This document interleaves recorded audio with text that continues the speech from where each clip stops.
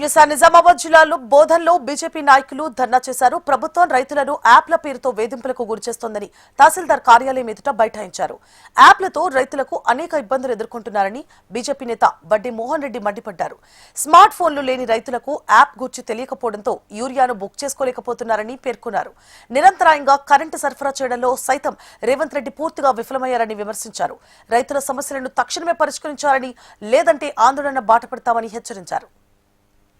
ఏదైతే యూరియా రైతులు మనకి ఏదైతే యూరియా లభించక ఫర్టిలైజర్ లభించక రైతులు ఏదైతే ఇబ్బంది పడతా ఉన్నారో ఆ ఇబ్బందిని తొలగించాలని ఎకరాకు 2 బస్తాలనే ప్రచారాలు జరుగుతూ ఉన్నాయి. 2 బస్తాలు కాదు, గతం నుంచి 4-5 బస్తాలతోటి రైతులు పంటలు పండిస్తూ ఉన్నారు.